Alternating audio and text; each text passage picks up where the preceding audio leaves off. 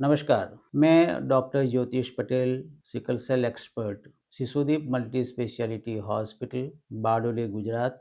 36 साल से हम सिकल सेल सारवार केंद्र शिशुदीप मल्टी स्पेशलिटी हॉस्पिटल में चला रहे हैं और सिकल सेल डिजीज की कई सारी समस्याओं का समाधान करने का हम प्रयास कर रहे हैं। आज का जो विषय है वो है surgical complications of sickle cell disease. ज़्यादातर हम मानते हैं कि सिकल सेल डिजीज का ये प्रश्न ज़्यादातर मेडिकल है, लेकिन उसमें सर्जिकल कॉम्प्लिकेशन, ऑर्थोपेडिक कॉम्प्लिकेशंस भी होते हैं। तो उसके संदर्भ में जानकारी देना मुझको आवश्यक लगता है, क्योंकि कभी-कभी जानकारी न होने से मरीज अच्छी ट्रीटमेंट जो लेना चाहिए और उसको अच्छा रहना चाहिए वो कर नहीं पाते हैं। तो शुरुआत करते हैं ऊपर से, जैसे कि brain haemorrhage. Sickle cell disease का मरीज, उसको खून की आवश्यकता सभी शरीर के अंगों में है। हम जानते हैं कि जो टेढ़ा आरबीसी रक्तकण होता है वो रक्त कोशिका में से जब पसार होता है तब समस्याएं पैदा करता है, और इसी की वजह से ब्रेन का जो ब्लड सप्लाई है वो कभी कभी रुकता है और उससे उसको ब्रेन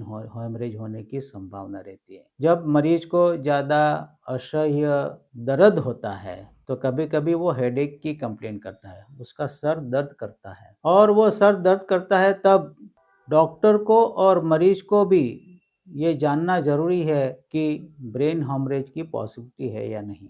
अगर ब्रेन हेमरेज होता है तो मरीज कभी कभी सभानपना जो है उसका कम होता है, कभी कभी खींच आती है, वॉमिटिंग होती है और उसका हीमोग्लोबिन भी काफ़ी कम हो जाता है। तो ये है ब्रेन हेमरेज की बात, और तब उसका इमीडिएट सीटी स्कैन करके उसका सही निदान करके उसका ऑपरेशन करना आवश्यक बनता है। और ऐसे मरीज जो है वो मरीज बच भी सकते हैं। हमने काफ़ी कुछ मरीज का इलाज ब्रेन हेमरेज के संदर्भ में किया है और वो बच भी पाए हैं और अभी पढ़ाई लिखाई भी कर रहे हैं। मतलब ये है कि ये कॉम्प्लिकेशन को हमको जानना जरूरी है, उसका सही निदान करना जरूरी है। बाद में हम पेट की समस्या की बात करें तो उसमें पित्ताशय यानी कि गॉल ब्लैडर होता है जो पित्त का संग्रह करता है, और हर सिकल सेल डिजीज के मरीज में रक्त कोशिका जो रक्त कण टूटता है उसी की वजह से उसको बिलिरुबिन पिगमेंट से स्टोन बनने की संभावना रहती है, और वो बिलिरुबिन पिगमेंट स्टोन जो है वो संग्रहित होता है पित्ताशय में, गॉल ब्लैडर में।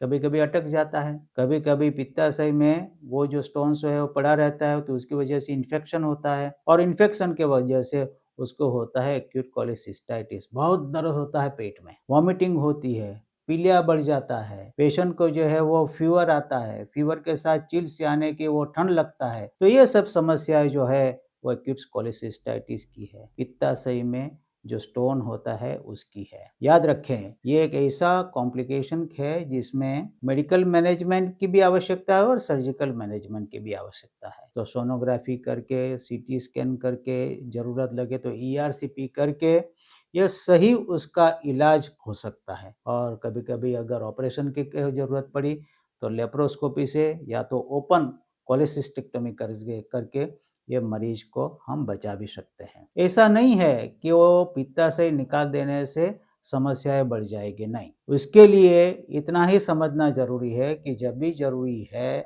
ऑपरेशन की तो ऑपरेशन हम करवाए, और ऐसे कहीं मरीज को अच्छा किया है और वो मरीज अच्छा अच्छा अभी जीवन जी रहे हैं। बच्चों में भी जरूरत लगी तो ये ऑपरेशन करने की संभावना रहती है। तो मैसेज यही है कि एक्यूट कोलेसिस्टाइटिस का प्रॉब्लम सर्जिकल प्रॉब्लम है और उसको भी सही ट्रीटमेंट करने की आवश्यकता है। पेट के ऊपर के भाग में दूसरा एक अवयव आता है जिसको बोलते हैं तिल्ली या तो बरोड़, या तो अंग्रेजी में बोलते हैं उसको स्प्लीन। कभी कभी ये जो स्प्लीन होता है, तिल्ली होती है, वो अचानक खून जो है वो खींचती है, जिसको बोलते हैं acute sequestration crisis bye spleen, और हीमोग्लोबिन बहुत कम हो जाता है, इमीडिएट ब्लड ट्रांसफ्यूजन की जरूरत रहती है, उसका पेट फूलता है, उसकी सांस लेने में तकलीफ होती है। इतना ही नहीं, कभी कभी उसकी नाड़ी का धबकारा जो है वो भी बहुत बढ़ जाता है, हार्ट रेट जो उसका 140 150 तक जाता है, बिकॉज कि वो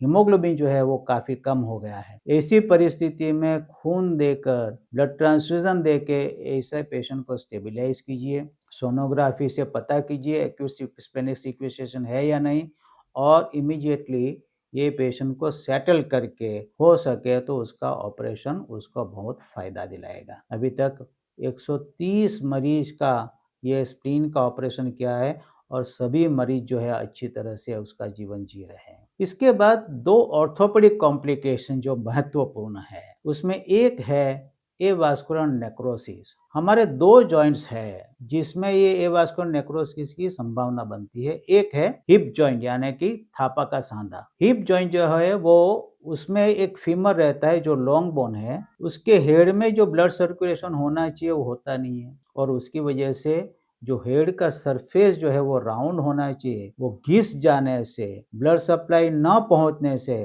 वो डैमेज होता है। उसके कुल 4 स्टेज है। पहले और दूसरे स्टेज में मेडिकल ट्रीटमेंट संभवित है, लेकिन तीसरे और चौथे स्टेज में हिप रिप्लेसमेंट की आवश्यकता रहती है। यही बात शोल्डर जॉइंट के भी लिए है। वहां का जो लॉन्ग बोन है उसको बोलते हैं ह्यूमरस और उसका हेड जब बिगड़ जाता है तो वो होता है avascular necrosis of head humerus. दोनों ऑर्थोपेडिक कॉम्प्लिकेशन है। साथ में जो लॉन्ग बोन्स है हमारे, वो लॉन्ग बोन्स में इन्फेक्शन होता है और उसको बोलते हैं ऑस्टियोमाइलाइटिस। तो उसका भी सही निदान करके जब जरूरत पड़ी तब सर्जिकल ट्रीटमेंट की आवश्यकता रहती है। ऐसे सिकल सेल डिजीज के मरीज को एक छोटा सा सर्जिकल प्रॉब्लम जो अलग है वो है स्किन का, जिसको बोलते हैं non healing ulcer of sickle cell disease. ये भी ऐसा है कि अच्छा होता है, बाद में वापिस अल्सर होता है, अप्स एंड डाउन्स होते रहते हैं। काफी समय तक ये जो है नॉन हीलिंग अल्सर वो पैर में या तो एंकल के आजू बाजू रहता है और उसकी हील होने की संभावना बनती है, लेकिन बार बार वो होता रहता है। ये भी एक ट्रिकी प्रॉब्लम है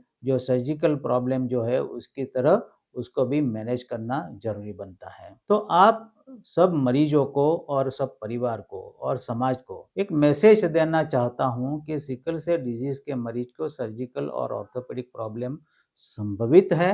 इसमें कॉमन इश्यू जो है वो है एक गॉल ब्लैडर का, पित्ताशय का, दूसरा है स्प्लीन का और तीसरा है avascular necrosis of head femur hip joint का। बाकी के जो प्रॉब्लम है वो इतने कॉमन नहीं है जितना हम सोचते हैं, लेकिन इससे सावधानी रखनी बहुत आवश्यक है। मुझे लगता है कि ये इंफॉर्मेशन आपको साथ शेयर करने से आपको सुविधा बनेगी और जब जरूरत लगेगी तब आप उसका अच्छा इलाज कर भी पाओगे। धन्यवाद।